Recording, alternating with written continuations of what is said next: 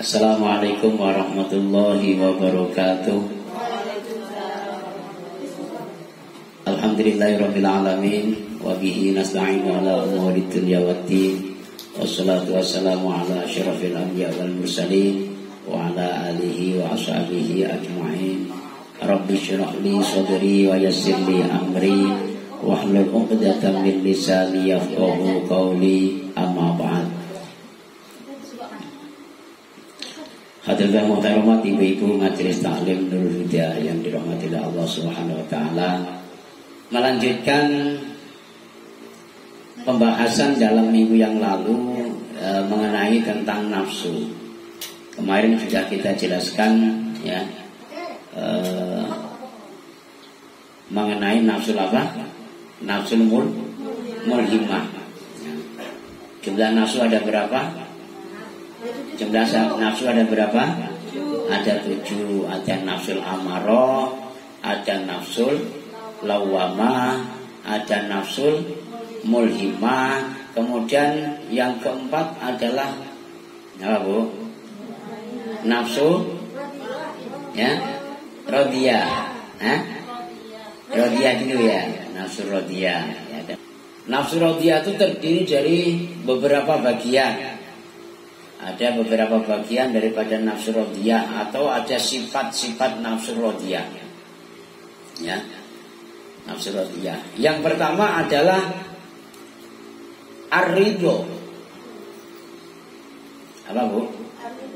Ar-ridho. Artinya ar-ridho itu adalah ridho. Ridho itu bahasanya apa? Bahasa Indonesianya ikhlas ya, ikhlas ya, ikhlas ya. Ikhlas ya ikhlas, ridho ya ridho. Pokoknya ridho gitu aja lah. Ibu ikhlas dan ridho kan gitu kan. Kalau nggak ridho ya nggak apa-apa. Ridho itu bahasa Arabnya, bahasa Indonesianya kurang lebihnya itu rela. Apa, Bu? Rela, bener nggak? Bener nggak, Bu ya? Ibu ridho nggak? Ibu rela nggak? Bener, Bu? Iya, Bu. Nah, iya. Ya, ridho ataupun rela. Jadi ibu-ibu yang dirahmati Allah Subhanahu wa taala, dalam hati ibu, di dalam hati ibu itu ada apa namanya, sebuah getaran yang seringkali itu getaran itu berbunyi. Bunyinya itu selalu ridho, selalu rela. Rela dalam hal apa saja. Didolimin suaminya rela ya, diganggu anaknya rela ya, Bu. Terus difitnah tetangganya rela ya. Marah-marah rela, marah ya kan, marah. Tapi ibu harus tahu, sebelum ibu marah itu sebetulnya di dalam hati itu ada sifat ridho, ada sifat rela.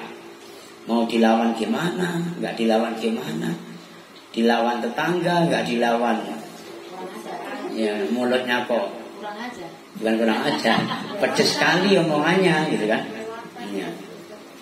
Sehingga kalimat ini kadang tidak bisa muncul, tidak terucap ya, tidak terucap. Karena apa tidak terucap? Karena sifat rela itu atau sifat ridho tadi itu ketutupan dengan sifat amarah, dan juga ketutupan sifat lawamah. Dua sifat ini yang akan meracuni hati seseorang itu. Karakter ataupun penyakit ataupun sifat ataupun gerakan di dalam hati kita yang mengajak kita untuk selalu ridho, untuk selalu rela dalam hal apa saja, itu bisa ketutupan, bisa tidak muncul karena besarnya nafsul amal dan nafsul lawamah. Ini lagi-lagi saya sampaikan kepada ibu-ibu, tidak usah kita terlalu jauh menyalah-nyalahkan setan ataupun iblis, ya kan? Karena zaman akhir itu setan sama iblis itu wujud menjadi manusia. Banyak juga, ya kan? Setannya nggak kelihatan, tapi yang kelihatan manusianya. Iblisnya tidak kelihatan, yang kelihatan manusianya juga. Kan gitu. Jadi gak usah terlalu banyak nyalah-nyalakan iblis, jangan nyalah-nyalakan setan. Karena apa? Karena nafsu amarah yang ada di dalam diri kita itu sangat kuat sekali, sinyalnya sangat besar. Ya, nggak percaya coba siapa namanya Bu Mariati ngajak Bu Fitri. Ya, ngajak aja lah. Ini nggak kaya sok kaya, ya kan gitu kan? Nggak pinter sok alim aja, nggak cantik sok cantik misalnya. Ya pokoknya diajak aja, tapi serius. Ya. Bu Mariati marahin Bu Fitri. Saya berani garanti bahwanya. Saya yakin dengan aku yakin, nggak mungkin Bu Fitri. Alhamdulillah Mariati sudah ngecek saya, itu nggak ada. Ya Bu. Nah, seperti yang lain juga sama. Nah ini harus kita raba-raba sendiri di dalam dada kita ini. Sifat ridho, sifat rela.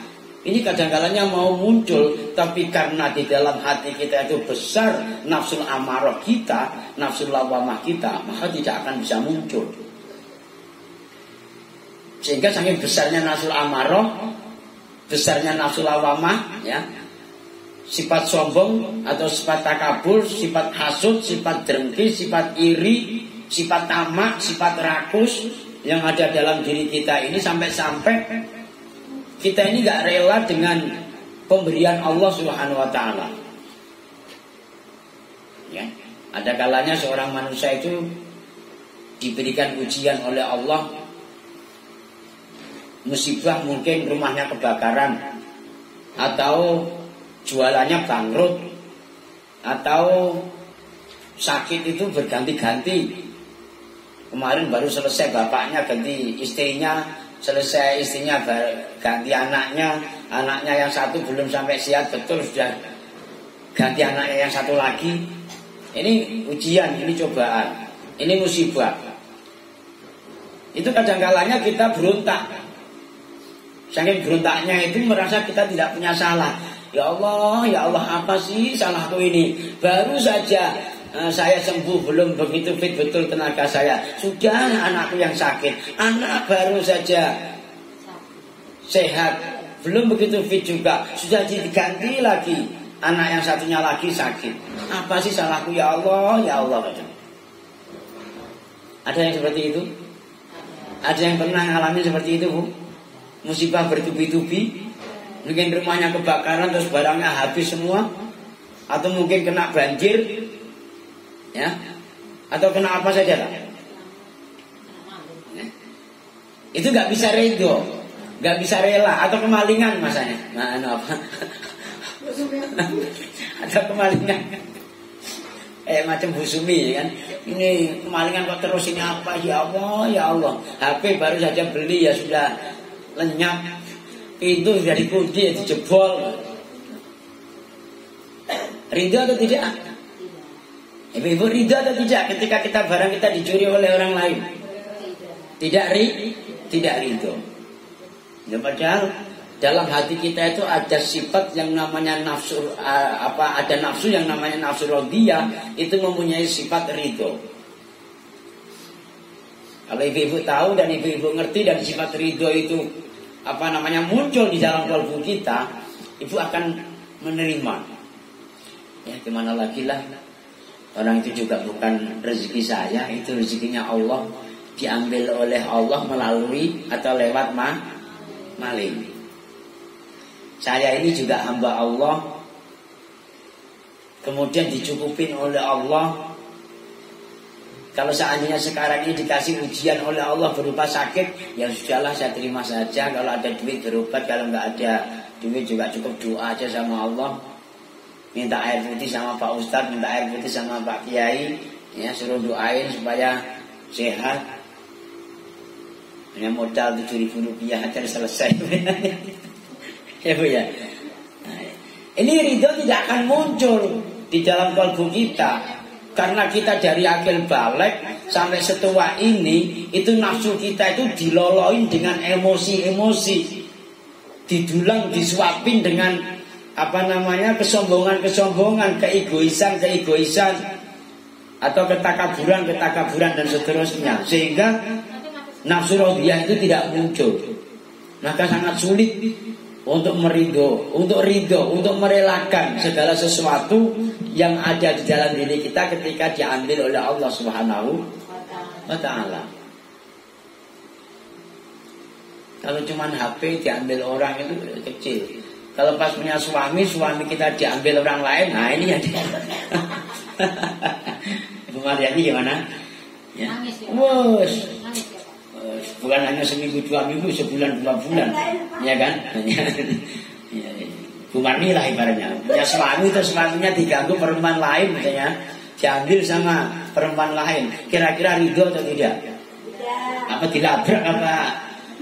Diapain itu ceweknya itu, ya? Jadinya jadi pelakor. Betul ya, Pak ya? Nah, ridho ini tidak gampang. Maka walaupun itu tidak gampang, tapi harus kita usahakan, ya, harus kita usahakan bagaimana di dalam diri kita ini nafsu radhiyah ini bisa muncul. Latihan pelan-pelan sedikit demi sedikit. Ya. Sebagaimana yang sering saya ajarkan ketika diejek oleh orang lain, dihina, dicaci maki, berusaha untuk diterima dengan lapang dada, disabarin. Lama-lama kalau sudah sabar nanti akhirnya ridho. Jangan diingat-ingat. Ya, ini sudah ditolong, katanya nggak punya duit, ngutang, dikasih pinjaman, udah nggak mau bayar malah ngejek-ngejek. Ada nggak? Ada yang pernah dapat kayak gitu nggak? Nah, kayak Bu Fitri misalnya. Bu Fitri kan orang jualan, ya kan? Kadang-kadang ada yang seperti itu, nggak punya duit, belanja, ngutang, dikasih, ya. Janjinya seminggu sampai sebulan belum dibayar, sampai 2 bulan, sampai 1 tahun, udah nggak dibayar. Kita kadang malah diejek-ejek. Cuman uang segitu aja pun. Kadang membuat kita jengkel. Tapi ibu harus tahu, ibu harus sadar, beginilah cara Allah untuk menguji hati kita. Sengaja digerakkan oleh orang lain, diutus oleh Allah supaya ngutang sama kita, dan nanti nggak dibayar. Setelah nggak dibayar, orang itu justru nanti yang akan ngejek-ngejek kita, yang akan mendolimin kita. Ini kalau kita tidak ngerti, kalau kita tidak tahu, dan kita tidak sadar, akhirnya kita musuhin mereka. Nah, sementara memusuhin mereka itu juga tidak boleh, karena di situ ada macam ujian daripada Allah Subhanahu wa Ta'ala. Kalau kita mau berlatih untuk ridho dan ridho, ya, atas apa saja yang diberikan oleh Allah Subhanahu wa Ta'ala, maka nafsu radhiyah yang ada di dalam kalbu kita lama kelamaan akan muncul. Ya. Ada satu hadis dari Kanjeng Nabi Muhammad sallallahu alaihi wasallam, beliau pernah bersabda demikian. Malam yaskur ala na'mai walam yasbir ala balai walam yardu ala qadai fal yahruj min ardi wal yatlub rabban siwai. Sabda Kanjeng Nabi, barang siapa yang tidak mau bersyukur, ya, atas nikmat yang aku berikan, ini nikmat yang Allah berikan, ya, tidak disyukuri, tidak dibuat untuk ibadah, kemudian walam yasbir ala balai, dan tidak sabar ketika aku berikan musibah, aku berikan ujian, walam yardo, dan tidak ridho ala qadai, terhadap qada saya, ketentuanku, ya, ketentuan Allah maksudnya. Dikasih ujian suaminya nakal, dikasih ujian anaknya degil, nggak mau nurut, ya kan? Dikasih ujian ada orang hutang nggak bayar malah jelek-jelekin. Dikasih ujian punya tetangga cerewetnya kayak macam cabai pedasnya mulutnya. Lumayan itu nggak cerewet ya? Enggak, insyaallah. Dikasih ujian apa lagi? Ya, dikasih ujian penyakit, dikasih ujian kebangkrutan, kepalitan dan seterusnya. Tidak ridho, tidak ikhlas, tidak mau menerima, tidak rela, malah justru dia berontak. Kemudian saking berontaknya akhirnya frustasi ataupun stres, ya kan? Malah jauh dari Allah Subhanahu wa taala. Maka kata Allah di dalam hadis qudsi yang disampaikan oleh Kanjeng Nabi tersebut, "Falyakhruj min ardi wal yatlub rabban siwa'i." Hendaklah kalian semua keluar dari bumiku, kata Allah. Enggak usah di bumiku. Wal yatlub rabban siwa'i, dan carilah Tuhan selain aku. Ya. Ada yang bisa keluar dari buminya Allah, Bu? Ada yang bisa keluar dari buminya Allah? Itu mau kemana? Mau ke Amerika? Masih bumi Allah juga. Mau ke Bangla? Bumi Allah juga. India? Apalagi ke Kapling. lebih dari buminya Allah ini. Itu ditantang oleh Allah seperti itu. Enggak mau bersyukur, enggak mau ridho ketika dikasih bala oleh Allah, tidak mau menerima ketika dikasih ujian oleh Allah. Kata Allah di dalam hadis qudsi, silahkan kalian keluar dari bumiku dan carilah Tuhan selain aku. Ada Tuhan selain Allah? Ada Tuhan selain Allah? Allah adalah Tuhannya Tuhan. Itu Allah.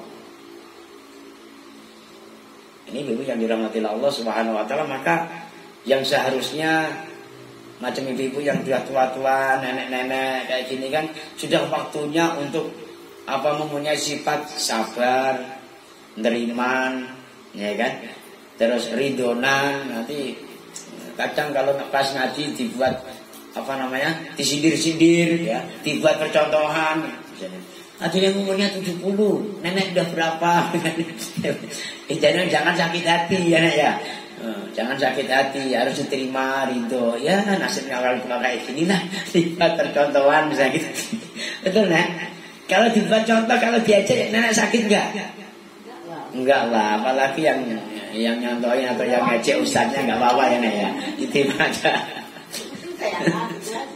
Maka itulah yang harus kita usahakan. Jangan sampai kita yang sudah tua-tua ini masih berjiwa-jiwa anak muda, emosinya masih tinggi, sensitif, gatelan kuping bahasa orang Jawa.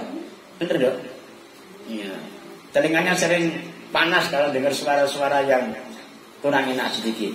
Nah itu, kalau itu terjadi di dalam diri kita, sifat amarah selalu muncul, sifat lawamah selalu muncul, maka kita akan selalu mengikuti petunjuk-petunjuk daripada iblis. Kalau kita sudah selalu mengikuti petunjuk dan rayuan daripada iblis, maka tidak lama kemudian kita akan ikutin jejaknya iblis. Nah, mungkin hanya itu ibu yang dirahmati Allah Subhanahu wa taala, pada pertemuan kali ini yang bisa kita sampaikan, walaupun sedikit, mudah-mudahan ada manfaatnya dan ada barokahnya, dan kita bisa mengambil hikmahnya, juga bisa kita amalkan di dalam kehidupan kita sehari-hari. Amin ya rabbal alamin. Kurang lebihnya mohon maaf. Kita akhirnya mengucapkan ihdinas siratal mustaqim. Assalamualaikum warahmatullahi wabarakatuh. Waalaikumsalam warahmatullahi wabarakatuh.